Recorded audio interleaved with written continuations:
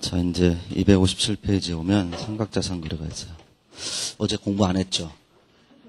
빨리 푸는 법을 알고 난 다음부터. 그럴 줄 알았어요.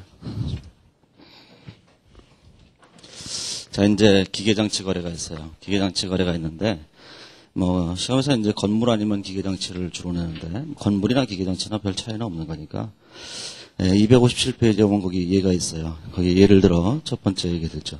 지배회사가 2008년 1월 1일 날 장부가의 80원짜리 기계장치를 종속회사에 100원에 팔았다. 그리고 걔를 2008년 말 현재 보유하고 있어요. 그러면 이제 A사가 B사한테 기계장치를 판 거예요. 기계장치를 팔았는데 옛날에 살 때는 얼마를 샀냐면은 옛날에 살 때는 거기 취득원가가 있으니까 257페이지에 오면 옛날에 살 때 취득원가 200원짜리죠. 그러면 자 취득원가 200원짜리에 기계장치가 이렇게 있었어요. 그리고 세월이 지나서 이 회사가 이걸 감가상각을 했을 거 아니겠어요. 그랬더니만 장부가액이 지금 얼마 되냐면 80원이 돼 있는데 얘를 100원에 이렇게 팔아버린 거예요. 그럼 B사는 이걸 100원이라고 이렇게 계산하고 있겠죠. 이렇게. 이게 이제 2007년 1월 1일의 일이라고요. 근데 2007년 1월 1일은 이렇게 됐었는데 이제 1년이 지났잖아요. 1년이 지나고 나니까 B사가 감가상각비를 계산하게 되죠. 그래서 B사가 감가상각비를 계산한 거니까 이 100원에 대해서 감가상각 누계액을 계산했을 거라고 해가. 그러면 이제 잔존내연수가 거기 몇 년이냐면은 잔존내연수가 4년이라고 돼 있으니까 4년 동안을 제가 감가상각을 하면 25,000원을 감가상각비로 계산했겠죠. 그래서 장부가액이 75,000원 이렇게 돼 있는 거예요. 이렇게. 그 다음에 이 B사는 그것뿐만 아니라 이거 좀 이렇게 확대해 보면 이게 이렇게 됐죠. 자, 그리고 난 다음에 B사는 뭘 했냐면은 여기다가 감가상각비를 계산했겠죠. 감가상각비를 25,000원이라고 계산했을 거예요. 그 다음에 A사는 이 기계장치를 80원짜리를 100원에 팔았으니까 뭘 계산했을 거냐면은 여기다가 처분익이라고 하는 금액을 얼마로 계산했을 거냐면은 처분익을 20원이라고 계산했다. 그 얘기예요. 이렇게. 자, 그러면 이제 그거를 그 최종 재무제표로 표시한 것이 257페이지에 있는 그 밑에 있는 표예요. 거기에 있는 그 표죠. 그러면 257페이지에 있는 그 표를 보시면 자, 지배회사가 있는데 자, 이제 A라는 회사가 있죠. 자, B라는 회사가 있어요. 자, 손익계산서를 먼저 쓰면 A사는 처분익을 계산했는데 처분익을 20원이라고 계산했고 B사는 아무것도 안 했죠. 그리고 감가상각비를 계산할 때 감가상각비는 누가 계산했냐면은 A사는 계산하지 않았지만 B사가 이걸 사가면서 2008년 말에 25,000원의 감가상각비를 계산했다는 거예요. 이렇게. 자, 그리고 난 다음에 이제 기계장치는 B사가 사갔으니까 B사가 얘를 100원이라고 계산했고 그 다음에 감가상각비를 25,000원을 계산했으니까 감가상각 누계액이 얼마 되냐면은 이게 25,000원이 계산된 거예요. 자, 장부상 지금 현재 이렇게 계산되어 있는 상태예요. 거기 보면 그렇게 돼 있죠. 이렇게. 자, 우리가 이제 연결재무제표를 작성할 때는 일단 두 개를 이렇게 더하고 시작한다고 얘기했잖아요. 이걸 이렇게 더하고 시작하는 거예요. 더하고 시작하게 되면 처분익이 2만원, 자, 감가상각비가 25,000원, 그 다음에 기계장치가 100원, 그 다음에 누계액이 25,000원 이렇게 돼 있는 상태잖아요. 자, 이건 단순합계획이고 이제 연결재무제표로 생각해 보세요. 자, 연결재무제표라고 하는 것은 뭐냐면은 이 회사가 기계장치를 외부에서 200원에 사왔고 그걸 A사가 계속 보유하고 있을 때 기말금액이 얼마인지를 계산하는 거예요. 그러니까 이 A사가 B사한테 이걸 처분한 적이 아예 없다는 거예요. 예? 자, 처분한 적이 없다면 A사는 기초현재 장부가액이 얼마 있었냐면 기초현재로 장부가액의 취득원가 200원에다가 감가상각 누계액이 120원이었을 거 아니겠어요? 이렇게. 그러면 기초현재로 1월 1일 현재로는 자, 기계장치가 200원이었고 감가상각 누계액이 얼마 됐을 거냐면 감가상각 누계액이 120원이었을 거예요. 1월 1일 현재로는. 근데 1년이 더 지났으니까 1년 후에 A사가 감가상각비를 얼마를 계산했을 거냐면 장부가의 80원을 기초로 해서 감가상각비를 2만원을 계산하고 누계액을 2만원을 이렇게 더 늘렸을 거예요. 이렇게. 그렇죠? 항상 올바른 금액을 계산할 때는 회사가 내부 거래가 없었다. 이렇게 생각하고 계산하는 거예요. 이게. 그러면 세월아 내월아 풀게 돼요. 이렇게. 자, 그러면 이제 이렇게 계산됐죠. 자, 그러면 이제 연결재무제표상에 있는 금액으로 수정을 하는 거예요. 여기 있는 이 금액을 연결재무제표상으로 이렇게 수정을 하는 거예요. 자, 수정을 하게 되면 얼마 되면, 자, 처분익이라는 건 얼마가 돼요? 0이니까 요 20원이 사라져야 되겠죠. 이렇게. 그 다음에 감가상각비라고 하는 것은 25원에서 20원이 되는 거예요. 5원이 사라져야 되는 거예요. 자, 기계장치라는 건 100원에서 200원으로 바뀌어야 되니까 100원이 이렇게 늘어나야 되고, 자, 감가상각 누계액은 25원에서 140원이 돼야 되는 거니까 얼마 되냐면 115원이 이렇게 늘어나야 되죠. 이렇게 되는 거죠. 이렇게. 자, 그러면 요거를 분계로 나타내면 돼요. 그러면 뭐가 되냐면 연결제거 분계가 되는 거예요. 자, 그러면 이걸 분계로 나타내 보시면, 자, 분계가 어떻게 되겠어요? 이렇게 되겠죠? 자, 처분익이 20원이었던 단순 합산한 20원이 0이 돼야 돼요. 그러면 여기 처분익이 얼마가 써야 되냐면, 처분익이 여기 20원이 되죠. 이렇게. 그 다음에 감가상각비가 얼마냐면 25,000원에서 2만원으로 바뀌어야 되니까, 감가상각비가 5,000원 이렇게 줄어들어야 되는 거예요. 이렇게. 그 다음에 기계장치는 100원에서 200원으로 바뀌어야 되니까, 기계장치는 여기 100원이 늘어나야 되죠. 그 다음에 감가상각 누기액은 25원에서 140원이 돼야 되는 거니까, 여기 감가상각 누기액이 여기 115원이 돼야 되는 거예요. 이렇게. 그렇죠? 이해가 확 되죠? 아닌가요? 그냥 머릿속으로 이 생각만 하시면 돼요. 안 팔았다. 그럴 때 재무제표가 얼마가 됐을 것인가? 지금 팔았을 때는 재무제표가 어떻게 돼 있나? 그러면 팔았다고 할 때 재무제표를, 안 팔았다고 할 때 재무제표를 이렇게 수정하는 거예요. 그러면 연결제거 분계가 되는 거죠. 자, 그러면 이제 분계식으로 설명을 해보죠. 자, 이제 A사가 무슨 짓을 했는지. 자, A사는 큰 일을 저질렀죠. 팔면 안 되는데 팔아버렸어요. 자, 현금을 받고 뭘 했냐면은 기계장치를 팔았죠. 자, 기계장치 얼마를 팔았냐면은, 기계장치를 100원 받고 팔았잖아요. 그때 기계장치가 얼마였었냐면, 자, 기계장치가 200원이었죠. 근데 이거에 대한 감가상각 누계액이 얼마였었냐면, 감가상각 누계액이 120원이었었잖아요. 그래서 여기 20원에 처분익을 계산했던 거예요. 그렇죠? 자, B사는 뭘 했을 거냐면, B사는 이렇게 했죠. 자, B사는 뭘 했냐면은, 이걸 했잖아요. 일단 B사를 좀 밑에다 써보면, 자, 이 B사는 이 기계장치를 취득했다는 얘기야. 그럼 B사는 이 기계장치를 취득했기 때문에, 자, 차변에 기계장치를 이렇게 취득하죠. 얼마에 취득했냐면은, 이 기계장치를 100원에 취득했어요. 대변에, 자, 현금 얼마냐면 100원에 이렇게 취득했죠. 그리고 난 다음에 이 기계장치를 감가상각을 했어요. 잔존내역수가 4년 남았으니까, 감가상각비 25,000원과 대변에 감가상각 누계액 25,000원 이렇게 회계 처리를 하는 거예요. 자, 이러한 두 가지 회계 처리를 하고 나니까 재무제표가 A사와 B사의 개별 재무제표가 된 거예요. 자, 연결 재무제표상에서는 뭘 했어야 되는 거냐면은, 연결 재무제표상에서는 처분도 하지 말았어야 되고 취득도 하지 말았어야 돼요. 다만 자신의 장부가액인 기초에서던 장부가액인 요 200원과 120원의 차이 80원을 잔존연수 4년 동안 감가상각했었어야 돼요. 그럼 이 감가상각비를 어떻게 생각했어요? 차변의 감가상각비 2만원, 대변의 감가상각 누계액 2만원 이렇게 썼어야 되는 거죠. 이렇게. 자, 그러면 이러한 회계 처리를 없애버리고 이러한 회계 처리로 수정을 해야 돼요. 그러면 이거는 오류 수정 분계에서 잘못된 회계 처리 이거 두 개가 이것이 올바른 회계 처리. 수정하면은 순식간에 하게 되면 이렇게 돼요. 예? 그렇죠? 그러면 시험장에서 갈 때 이걸 다 해가면서 할 수가 없잖아요. 그렇죠? 여기도 이 표를 그려가면서 하는 건 쉽지 않잖아요. 그렇죠? 가장 중요한 건 스피드라니까요. 스피드를 확보하지 못하면 이 시험은 그냥 끝난 거예요. 물론 다 같이 달팽이처럼 느려면 상관이 없어요. 근데 어떤 자식은 확 지나가잖아요. 그렇죠? 그 광고 있잖아요. 달팽이가 막 가면서 방금 뭐가 지나갔어? 그거 있잖아요. 그러니까 자, 예전 같았으면 고급 회계 강의할 때 어제 3시간 강의했잖아요. 어제 3시간 강의할 때 내부거래와 미시현 손익의 제거는 다 끝났어요. 이미.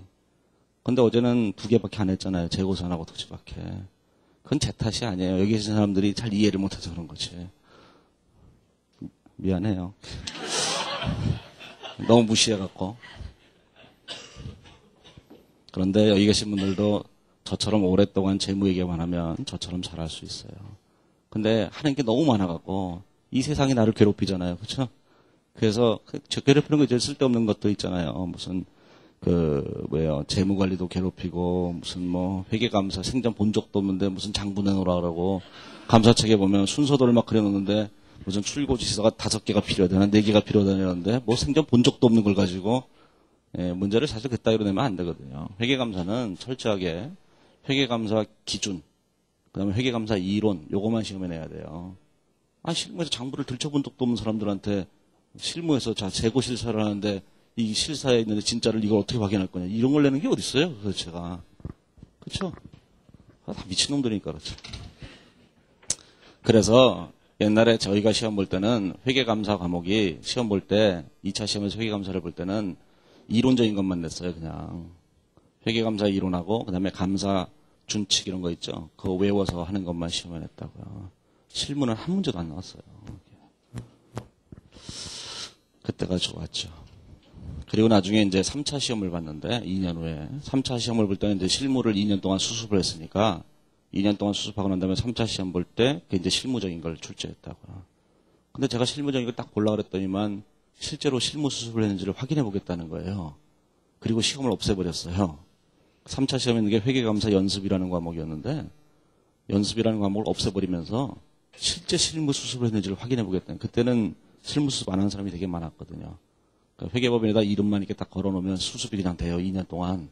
난 한 번도 나간 적도 없는데 저도 그렇게 했어요.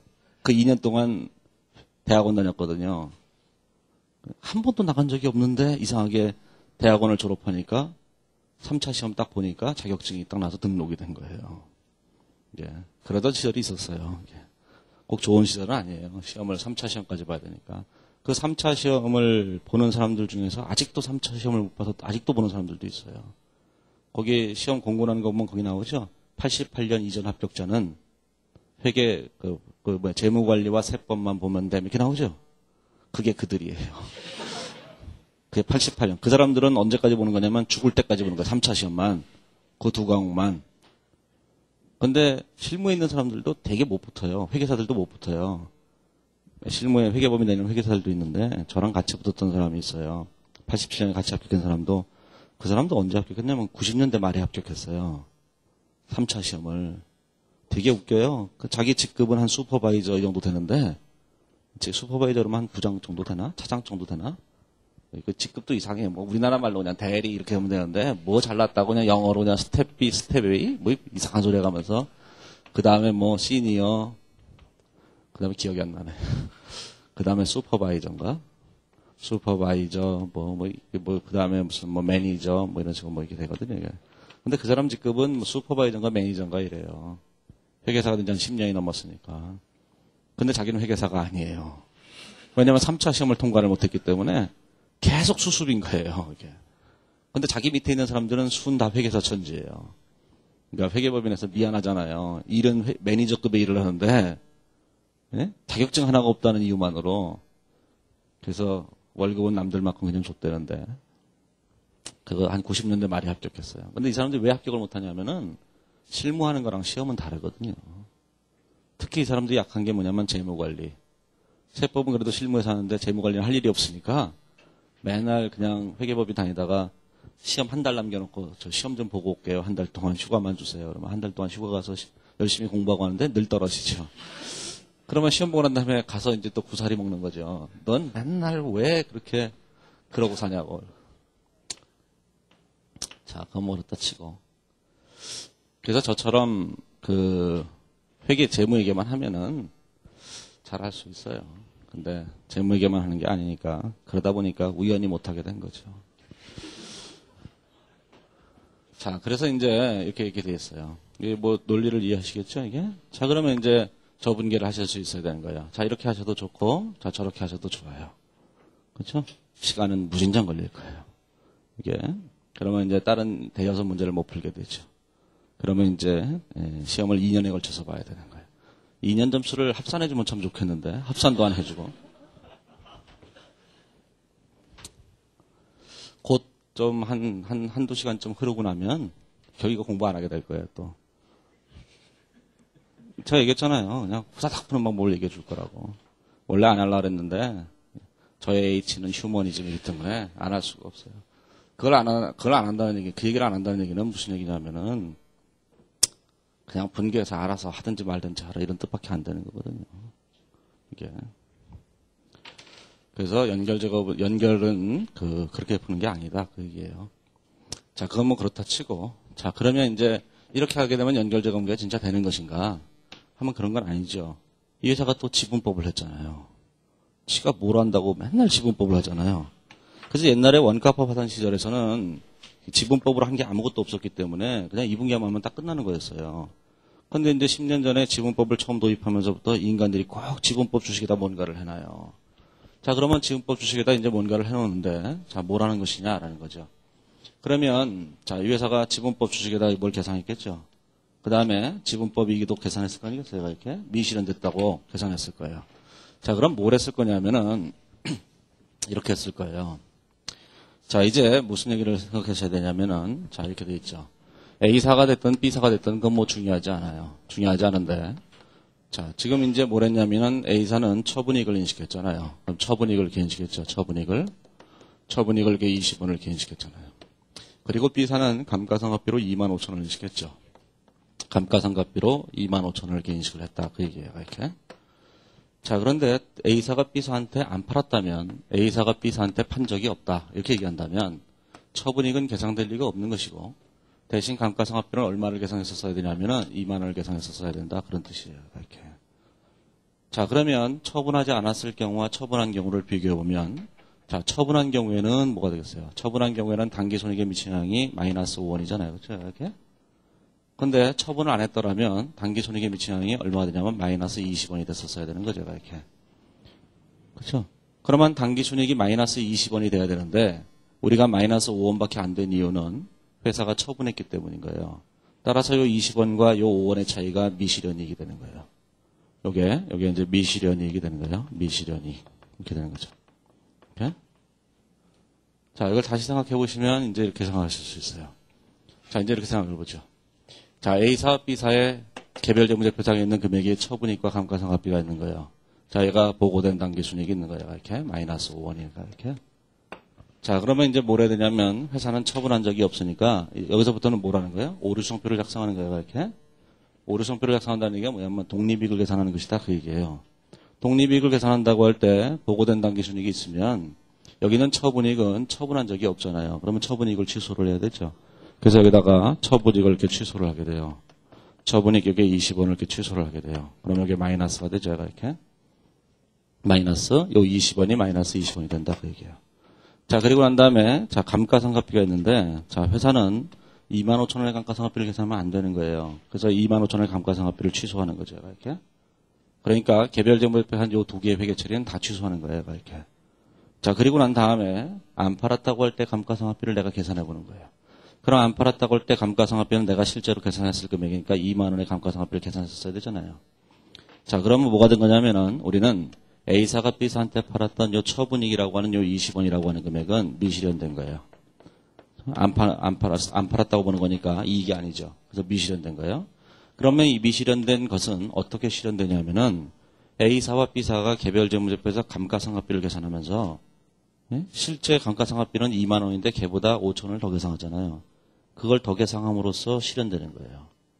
그럼 뭐가 되냐면은 개별 재무제표에서는 25원이라고 감가상각비를 계산했는데 연결 재무제표에서는 20원의 감가상각비를 계산하는 거니까 감가상각비를 5,000원을 덜 계산하게 되잖아요. 여기서 보시면 감가상각비를 요 25,000원을 2만 원을 계산하게 되죠. 그럼 담순합산한 것보다 감가상각비가 5,000원이 줄어들었으니까 이익이 그만큼 늘어났잖아요. 5,000원이. 그렇죠? 그래서 그만큼 실현이 되는 거예요. 그래서 일반적으로 이렇게 된 거죠. 재고자산 같은 경우에는 자, 재고자산에서 발생하는 미실현 손익은 재고자산 처분이익이잖아요. 매출총익. 매출총익은 어떻게 실현되냐면 얘가 처분될 때 실현이 되는 거예요. 어제 얘기했던 토지도 있었는데 토지도 어떻게 실현되냐면 얘도 처분될 때 실현되는 거예요. 이렇게. 그런데 감가상각자산이라고 하는 기계장치는 언제 실현이 되는 거냐면은 얘는 당연히 물론 처분될 때 실현이 돼요. 하지만 처분되기 전에도 얘는 감가상각을 통해서 조금씩 비용 처리가니까 얘는 감가상각을 통해서도 이렇게 실현돼 가는 거예요. 이렇게. 실현이라고 하는 것은 처분한 것만 실현이 아니고 회사 바깥으로 빠져가는 걸 다 실현이라고 하고 비용화하는 것을 실현이라고 하거든요.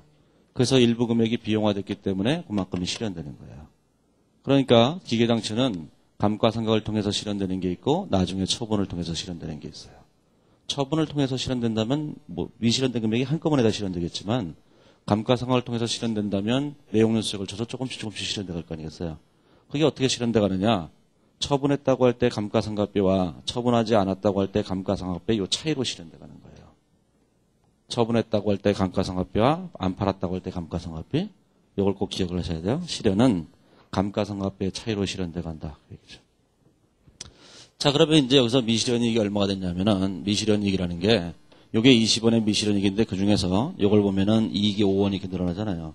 그러니까 요 미실현이익 20원 중에서 5원이 실현됐으니까 요 두 금액의 차이 15원이 미실현됐다 그 얘기예요.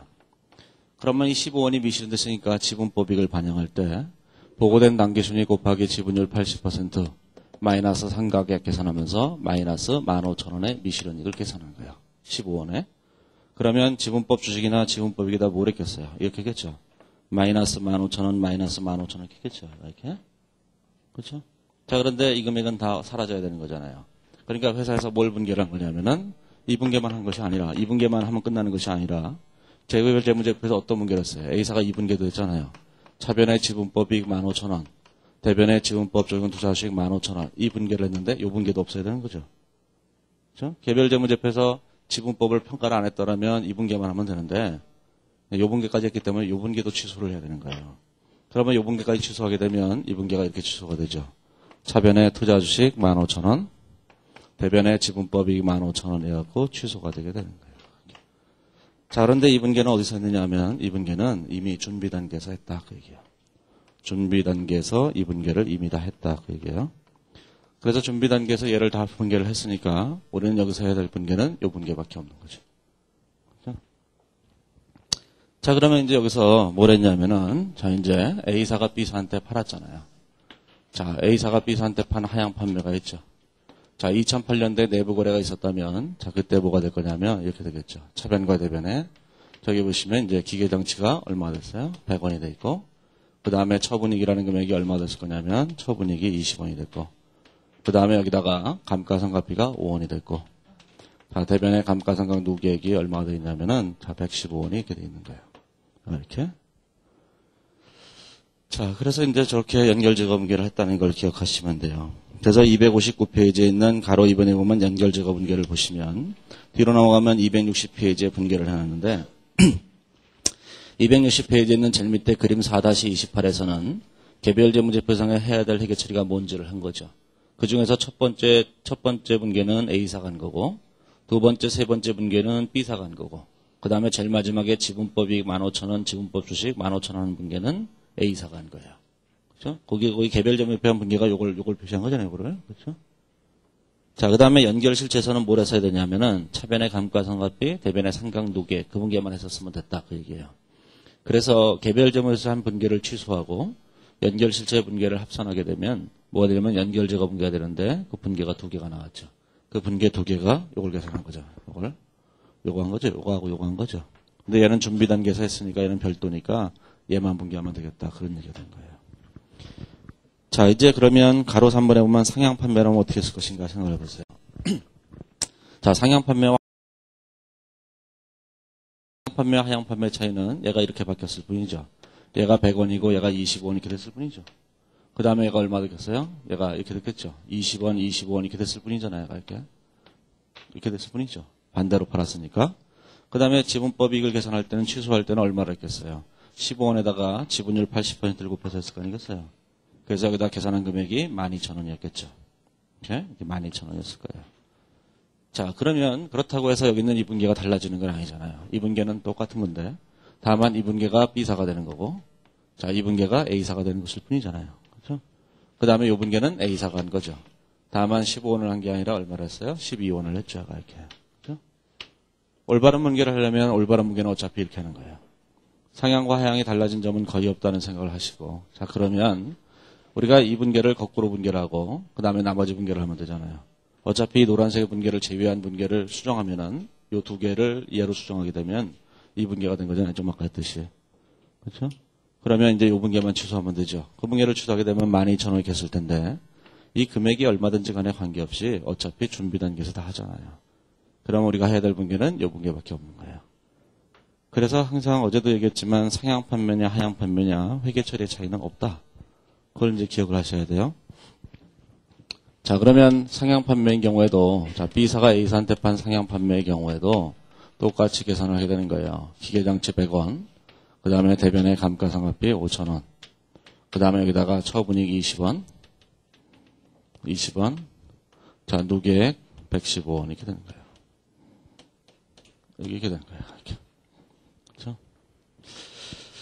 자, 이제 2페이지에 오면 그 그림 4-29에서는 상향 판매 경우를 설명해 놓은 거예요. 하향 판매의 경우의 차이점은 지분법익을 인식할 때 12원을 인식했다는 것만 다를 뿐이고 다 똑같아요.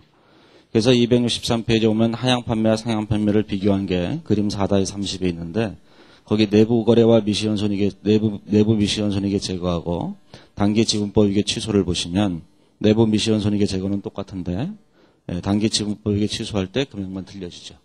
하지만 그거는 이미 준비 단계에서 했으니까 우리가 걱정할 필요가 없는 거예요. 자, 이제 263페이지에 보시면 내부 거래가 발생한 이후 년도야. 자, 이제 1년이 더 지났다는 거죠. 1년이 더 지나놓고 계속적으로 보유하고 있는 거예요. 얘가. 자, 그러면 1년이 지난 후에 또 보유하고 있다면 얘가 어떻게 됐을 것인가를 생각해 보세요. 자, 이제 지분법 주식은 빼고 생각해 보면 이제 하향 판매를 얘기하니까 이렇게 얘기가 되죠. 하향 판매를 얘기하니까 전년도에 이렇게 됐겠죠. 이게 25원. 그 다음에 어디 갔어요? 여기. 기계장치가 어디 갔어? 100원, 이제 25원 이렇게 됐겠죠. 이게 이제 전년도 얘기예요. 전년도. 자, 전년도 얘기가 이제 이렇게 됐다면 자, 전년도가 이렇게 됐죠. 자, 그러면 전년도가 이렇게 됐는데 이제 다음 년도에 어떻게 됐을 것인가를 생각해 보세요. 자, 다음 연도에 또 우리는 감가상각비를 또 계산해야 되죠. 감가상각비를 또 계산하게 되면 다음 연도에 감가상각비를 이렇게 또 계산해야 되는 거예요. 이렇게. 그렇죠? 다음 연도에는 감가상각비만 한 번 더 계산하면 되잖아요. 그렇죠? 자, 그래서 감가상각비만 한 번 더 계산해야 된다는 얘기는 지금 이제 이렇게 된 거니까 요게 이제 A사고 요게 B사니까 요게 A사고 요게 B사예요. 자, 이게 1년이 더 지났을 때 A사는 이렇게 회계 처리하고 그냥 아무것도 안 했다고요. 자, B사는 어떻게 회계 처리했어야 되냐면 이렇게 회계 처리했을 거 아니겠어요, 전년도에? 올해 들어와서는 감가상각비를 또 계산했겠죠. 차변의 감가상각비 25,000원, 대변의 감가상각 누계액 25,000원 이렇게 분계를 했을 거라고요. 이렇게 했겠죠. 그렇죠? 자, 그러면 올바른 회계 처리는 뭐가 됐을 것인가를 이제 생각해 보면 되는 거예요. 자, 이렇게 했더라면 자, 그 중에서 이 감가상각비는 전년도 계정이잖아요.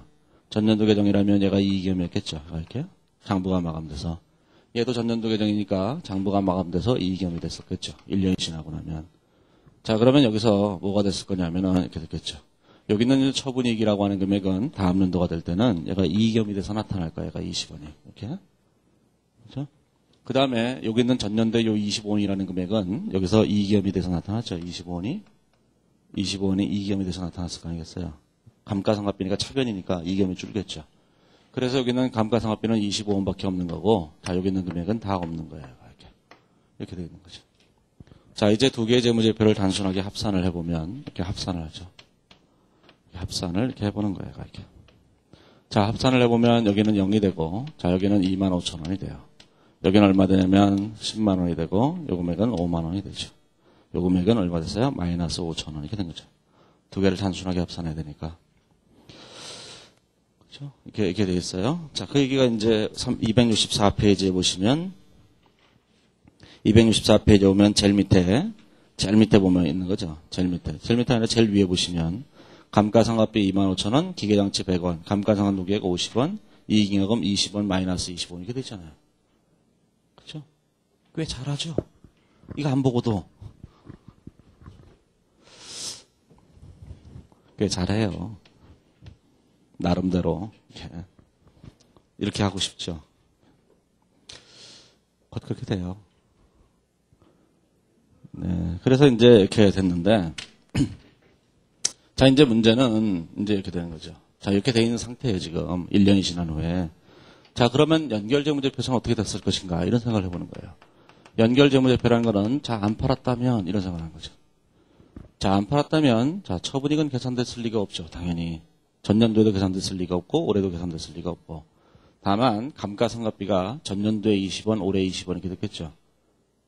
위에서는 감가상각비만 딱 두 번 계산했잖아요. 전년도에 20원, 올해 20원.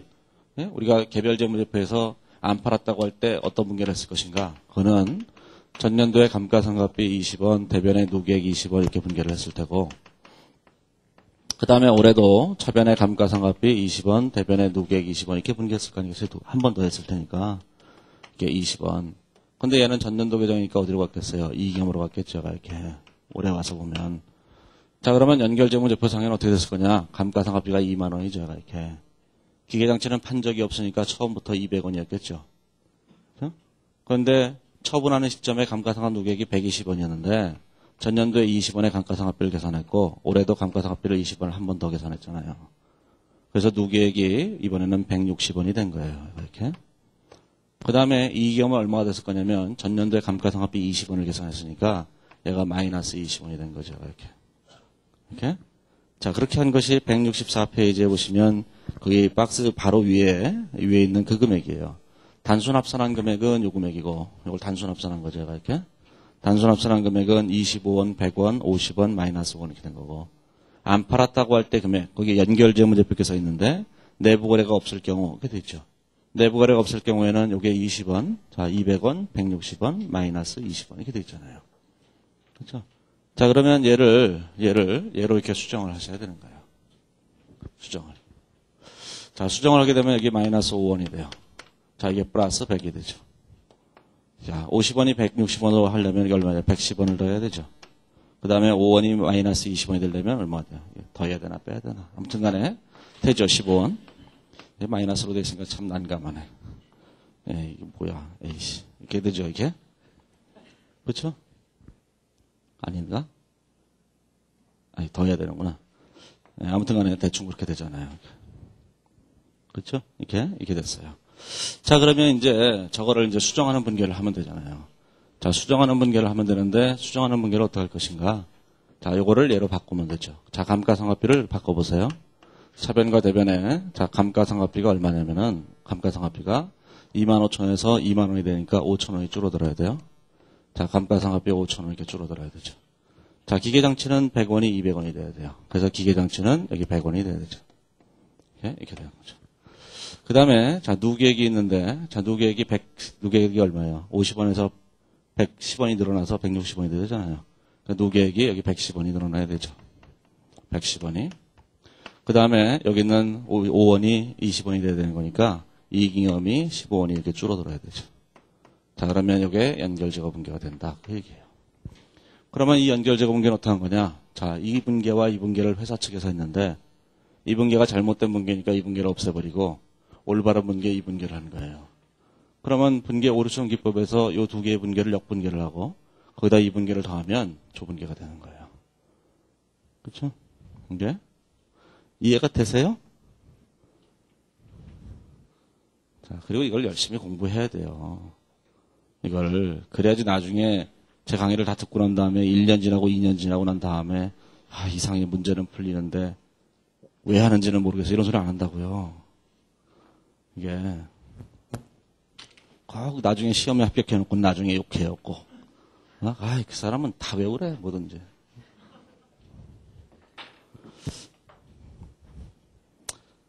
그래요, 뭐, 그렇다 치고.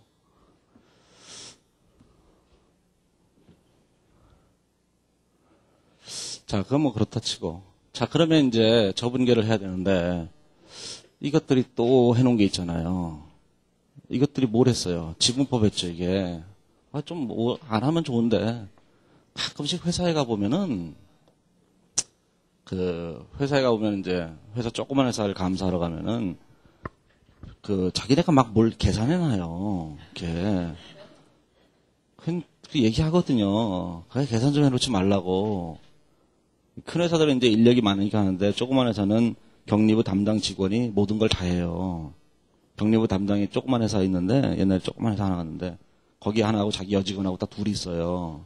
그럼 말은 부장이에요. 나름대로 부장인데, 나름대로는 부장이에요. 부장인데, 직원이 뭐 사무실에 셋밖에 없으니까 사장하고 부장하고 직원하고 셋밖에 없으니까 남이 다 공장에 있잖아요. 그러니까 맨날 하는 얘기가 그런 거예요. 그 사람은 총무부장이기도 하고 격리부장이기도 하고 자금부장이기도 하고 대표 비서실장이기도 해요. 이렇게 막 혼자 다 하는 거예요. 이게 그러면 자기 혼자서 그냥 다 계산해놔요. 자기가 다 할 시간이 안 되거든요. 이게 그리고 뭘 하고 싶어도 회계를 공부하고 싶어도 공부할 시간도 안 돼요. 옛날에 그냥 알던 거 갖고 그냥 하는 수밖에 없다고요. 기준이 바뀌면 그거 뭐 기준 업데이트 할 시간도 없어요. 지금 뭐 휴지 사러 가고 이래야 되기 때문에. 가면은 그냥 다 계산해놔요. 그래서 제가 예전에 한 번은 가서 그랬어요. 중간감사인지 알죠? 무슨 얘기인지. 중간감사 가서 그랬어요.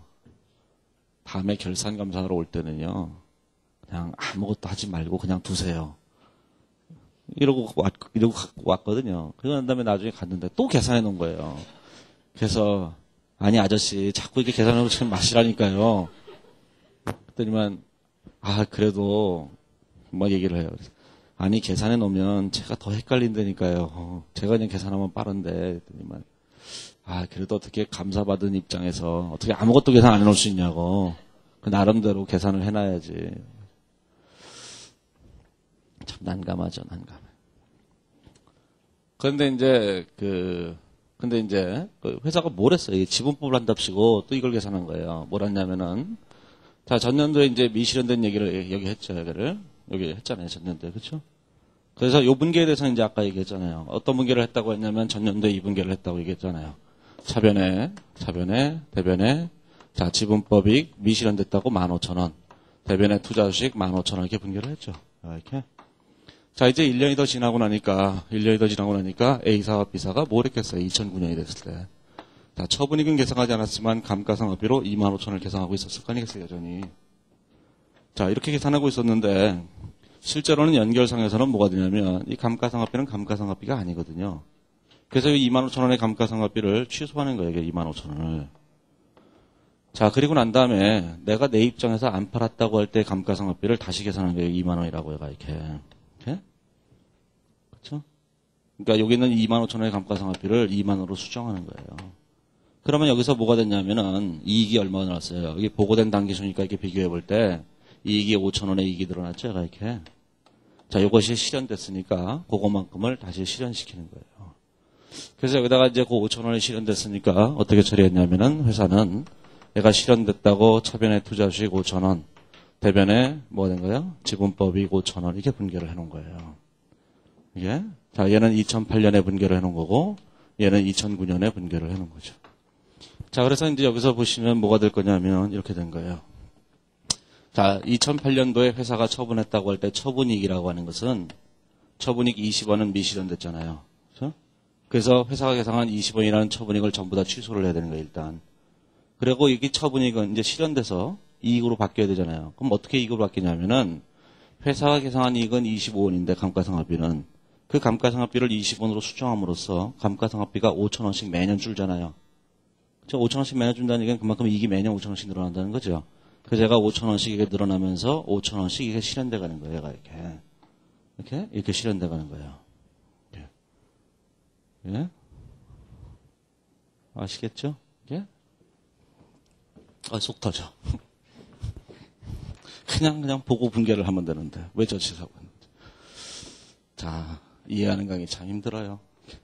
자, 그러면 이제 이거를 이 분개를 요 위에 거하고 요 위에 거를 이 올바른 분개로 이렇게 수정을 하게 되면 그 분개는 이렇게 됐다는 걸 이제 알았잖아요. 좀 아까. 이제 뭘 해야 돼요? 이 두 분개를 취소를 해야 되잖아요. 그렇죠? 이 두 분개를 이제 취소를 해보세요. 자, 취소를 하려면 이걸 거꾸로 분개하면 되죠. 차변의 투자 주식 얼마예요? 15,000원. 대변의 지분법이익이 15,000원인데 요 금액은 이미 장부가 마감돼서 이익잉여으로 가 있겠죠. 이렇게. 그렇죠? 그래서 얘가 이익잉여금 15,000원 이렇게 돼 있는 거예요. 이렇게. 그 다음에 요 밑에 있는 분개도 거꾸로 분개를 해야 되는 거니까 차변에 자, 지분법이익 5,000원이라는 걸 없애버리고 얘 대변에 지분법 적용 투자 주식 5,000원 이렇게 분개를 했죠. 자, 그런데 여기서 이 분개는 단기 지분법이익을 취소한다고 준비 단계에서 분개를 했다. 그 얘기야. 준비 단계에서 이렇게 분개를 한 거예요. 자, 그러면 이제 우리가 해야 될 분개는 이 분개하고 이 분개밖에 없잖아요. 자, 이 분개는 우리가 기초시점에서 연결 적응을 하다 보니까 분개를 한 적이 없어요. 그래서 여기서 내부고래와 미시현 손익을 제거할 때 이 분개와 이 분개를 같이 하는 거예요. 그래서 이 두 개를 같이 분개를 하죠. 같이 이렇게 분개를 해요. 자, 같이 분개를 하게 되면, 자, 얘하고 얘가 이렇게 네팅이 돼버리죠. 그래서 뭐가 되는 거예요? 차변의 투자 주식 이렇게 돼버리는 거예요.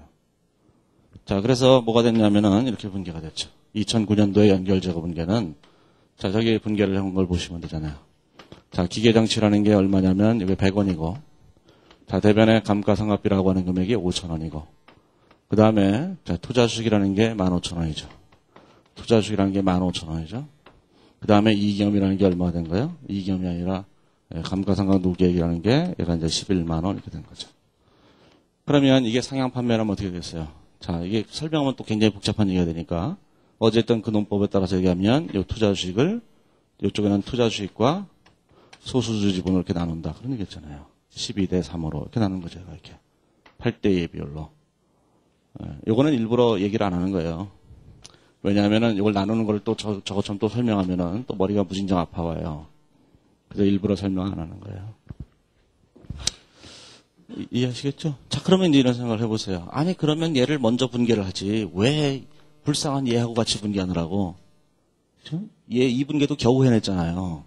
겨우 해냈는데 왜 2분개는 따로 분개를 하지? 왜 같이 분개하나? 그런 거죠. 2분개를 따로 분개하면 어디서 분개하겠어요? 준비 단계에서 분개하겠죠.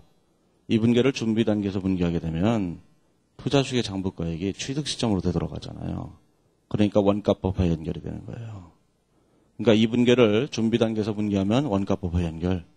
2분개를 내부 거래한 미시현 손익이 제거할 때 얘랑 같이 상계해서 하게 되면 그게 지분법화 연결 이렇게 되는 거예요. 그러니까 이 출제하는 사람이 다 미친 거죠. 아니 이걸 여기다 같이 분개하면 맞는 거고 미리 분개하면 틀린 거고. 그렇죠? 어차피 분개는 다 똑같은 거예요. 그래서 자 그래서 이제 이렇게 분개가 됐다는 걸 이제 이해하시면 돼요. 자 그래서 이제 논리를 뭐 생각해 보시니까 다 똑같은 얘기잖아요. 그래서 이제 265페이지 그림 4-31에는 내부 거래가 발생한 이후 연도에 감가상각을 통해서 실현되는 경우를 얘기했는데, 자 기계장치를 외부에서 지배회사가 200원에 샀으니까 그 200원은 무조건 기계장치로 인식할 금액인 거예요. 기계장치 취득원가로 인식할 금액이니까 외부에서 구입한 금액이. 그런데 종속회사는 그거를 100원에 사서 그거를 취득원가 100원으로 보유하고 있잖아요. 오른쪽 그림 끝에 가보시면 거기 그림 4-31에 265페이지에 보시면 종속회사는 지배회사가 종속회사한테 100원에 팔았으니까 100원에 판 거를 팔았으니까 자기네가 장부가액으로 취득원가로 100원을 계산하고 있는데 그 금액은 무조건 200원으로 수정돼야만 한다 그 얘기예요. 외부에서 사온 금액으로. 그 다음에 지배회사는 처분익을 2008년도에 20원 인식한 걸 취소하고 대신 2008년도에 자기가 판 적이 없으니까 2008년도에 감가상각비 20원을 인식해야 되고 2009년도에도 감가상각비 20원을 인식해야 돼요. 그런데 전년도 규정은 다 장부가 이미 마감됐기 때문에 다 이익염이 돼야 된다. 그 얘기예요. 얘기가.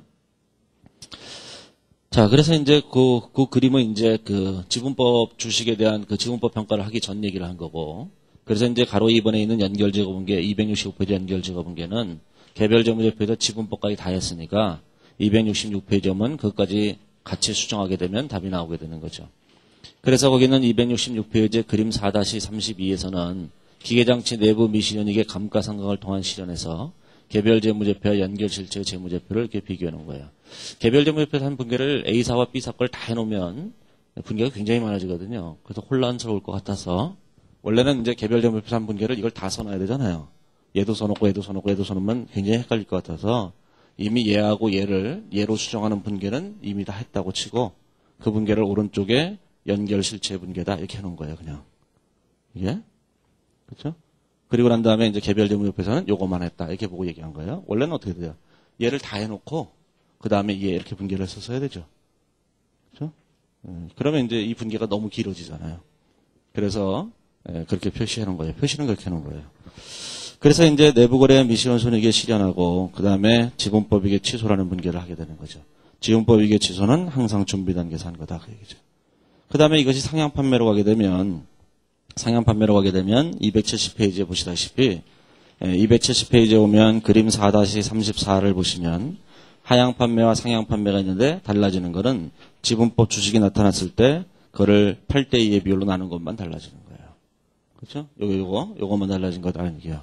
요게 15,000원이 8대2의 비율로 12대3으로 나눠진 것만 달라진 거예요.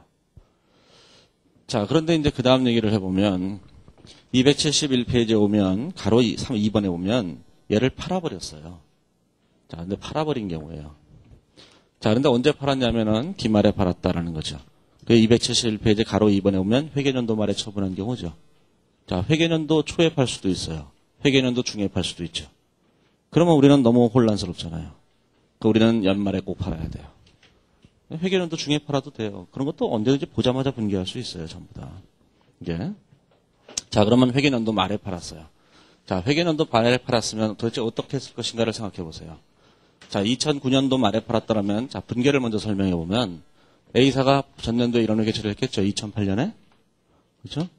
그 다음에 2008년에 A사는 이런 분계를 했어요. B사는. 여기 지분법만 취소하고, 자, 지분법만 생각하지 말고, 자, 지분법만 별도라고 생각하고 나머지를 생각해보면 자, 이거를 전년도에 했고 끝냈겠죠. A사는 2008년에 이렇게 분기하고 끝냈을 거예요. 그 다음에 B사는 뭘 했을 거냐면 요 기계장치를 전년도에 샀으니까 2008년도에 이렇게 분기했을 테고 2009년도에는 감가상각비를 이렇게 분기를 했겠죠. 이렇게. 자, 그리고 뭘 했겠어요? B사는 처분에 관한 회계처리를 했을 거다. 그 얘기예요. 그러면 기말에 얼마에 팔았냐 하면은 거기 팔았는 얘기가 나오는데 271페이지에 오면 걔를 얼마에 팔았냐 하면은 거기에 두 번째 문단의 세 번째 줄에 보시면 2009년 말 연결 실체 외부의 제3자에게 90원에 처분했다고 가정해보자. 그랬잖아요. 자, 그러면 이제 이거 처분에 관한 분개를 해보세요. 칸이 좁으니까 여기다가 그냥 해보죠. 자, B사가 이제 처분에 관한 회계 처리를 했죠. 자, 처분했는데 얼마에 팔았냐면, 자, 현금을 받고 팔았잖아요. 현금을 90원을 받고 팔았죠. 이렇게. 이 기계장치를 90원 받고 판 거예요. 자, 그런데 기계장치 취득원가가 얼마에 샀냐면, 얘가 100원이었었잖아요. 이렇게. 그죠? 그렇잖아요? 자, 그리고 난 다음에, 이 기계장치에 대한 감가상각 누계액이 50원이었죠. 두 번 감가상각을 했기 때문에. 그래서 감가상각 누계액이 50원을 이렇게 없애게 되면, 누계액 50원 없애게 되면, 자, 40원의 처분이익을 이렇게 계산하게 된 거예요. 개별 재무제표에서. 자, 그래서 기말에 팔았기 때문에 요 분계가 하나 더 이렇게 추가됐을 뿐이에요. 그러면 이 분계가 하나 더 추가됐다면, 자, 이게 어떻게 됐을 것인가를 여기 써보세요. 여기다가. 자, 여기다가 어떻게 됐을 것이냐면 이렇게 됐겠죠. 근데 또 지워버리고 생각을 해보면, 자, 이 전년도에 썼던 요 이익이익은 이미 그렇게 됐을 테고, 그 다음에 요거는 지금 이 상태는 뭐야? 안 팔았다고 할 때 상태잖아요. 이 상태에서 저 처분한 것만 딱 반영하면 되는데, 처분한 것만 반영한다면 지금 처분이익이 얼마가 되냐면 처분이익이 40원이 되죠. 여기 처분이익이 40원이 되죠. 이렇게. 그 다음에 기계장치는 사라지고 없겠죠. 그 다음에 누계액도 사라지고 없을 거예요. 이렇게 이 상태가 돼 있을 거라고요. 팔았다면. 자, 그래서 이제 그것을 보여주는 것이 271페이지에 있는 거기 첫 번째 표에 있는 거예요. 지배회사에 있는 거 감가상각비, 유형자산 처분익, 이익잉여금 이렇게 돼 있죠. 그래서 유형자산 처분익, 감가상각비, 이익잉여금 이렇게 되는 거죠. 20원, 25원 이렇게 되는 거죠. 거기 있는 게. 그러면 이걸 두 개를 단순하게 합산하게 되면 자, 얘가 40원, 얘가 25원, 여기 얼마냐면 여기 마이너스 5원 이렇게 되는 거죠. 자, 이제 안 팔았더라면 이런 생각을 한 거예요. 자, 안 팔았더라면 어떻게 됐겠어요? 안 팔았던 건 A사가 B사한테 안 팔았더라면 그 얘기예요. B사가 외부한테 안 판 게 아니라 A사가 B사한테 안 팔았더라면 A사는 분개를 요거만 했겠죠. 그렇죠? 요거만 하고 난 다음에 그 다음에 뭘 했겠어요? 처분했겠죠. 그렇죠? 자, 이번에 얼마에 팔았냐면 90원 받고 팔았죠. 당연히. 그러니까 이렇게 된 거예요. 이게 A사가 외부로부터 사왔는데 이걸 B사한테 팔고 그걸 외부에다 또 팔아버린 거잖아요. 그런데 A사가 B사한테 판 건 안 팔았다고 본다 그 얘기예요. 그러면서 A사가 이렇게 직접 팔았다고 본다는 거죠. 90원을 받고. 그러면 A사가 직접 팔게 되면 현금 90원을 받고 파는 거예요. 자, 그러면 기계장치가 얼마가 돼 있었을 거냐면은 이 두 개의 분개를 하고 나더라도 기계장치는 최초 취득원가 얼마 됐냐면 200원이 됐을 거 아니겠어요. 이렇게. 그 다음에 감가상각 누계액은 원래 처음에 얼마였었냐면 120원이었었는데 감가상각을 두 번을 더했으니까 160원으로 바뀌잖아요. 그래서 160원이 여기 보면은 감가상각 누계액 이렇게 됐겠죠. 예? 자, 얘를 팔았어요. 그러면 처분이익이 얼마 돼요? 50원이죠. 그래서 처분이익이 얼마로 바뀌냐면 50원 이렇게 바뀌는 거예요. 그러면 자, 요것만 반영했다고 할 때 재무제표가 어떻게 될 건가를 생각해 보세요. 자, 이것만 반영했다고 한다면 자, 여기 있는 게 되겠죠. 자, 어떻게 됐겠어요? 전년도 회사가 감가상각비를 계산한 게 있었겠죠. 20원. 그게 첫 번째 분기잖아요. 차변의 이익잉여금, 대변의 누계액 이렇게 한 거. 그 전년도 거죠. 그래서 마이너스 20원 됐겠죠. 전년도에. 그 다음에 올해 감가상각비로 20원을 계산했겠죠. 올해 감가상각비를 20원을 계산했을 거예요. 그 다음에 기계장치와 누계액은 아예 없겠죠. 이미 다 팔고 사라졌으니까 이제 뭐만 남았냐면 처분이익만 50원이 남았어요. 이렇게 남은 거예요. 자, 그러면 이렇게 돼 있는 얘를 이렇게 수정을 해야 되는 거예요. 이렇게 수정을 하셔야 돼요. 그러면 이제 얘를 이렇게 수정하기 위해서는 자, 이제 어떻게 될 거냐면은 수정하는 분개만 해보시면 되죠. 자, 수정하는 분개만 해보면 내가 이렇게 됐을 거예요. 수정하는 회계처리를 해보면 이렇게 되겠죠. 차변과 대변에. 자, 처분이익은 40원에서 50원으로 10원이 늘어나요. 그러면 여기다 처분이익은 자, 이게 10원이 늘어나는 거예요. 그 다음에 감가상각비가 25,000원에서 2만원으로 5,000원이 줄어들어요. 감가상각비가 얘가 5,000원 이렇게 줄어들어요. 그 다음에 이익잉여금이 5,000원에서 2만원으로 15,000원이 이익잉여금이 늘어나야 되잖아요. 줄어들어야 되잖아요. 그래서 여기가 이익잉여금이 얼마 되냐면 15,000원이 이렇게 줄어들게 되죠. 이것이 연결재고분개가 된 거예요. 다음 연도에. 자, 그 연결재고분개가 됐는데 그게 뭐냐면은 272페이지에 있는 그 박스에 있는 연결재고분개잖아요. 그 밑에 그림 4-35는 한번 잘 보시고. 자, 그러면 이것만 하면 연결재고분개가 되냐 하면 그렇진 않죠. 뭐였냐면은 이 회사가 또 별짓을 다 해놨잖아요. 그렇죠? 자, 여기는 분개가 너무 많아졌죠.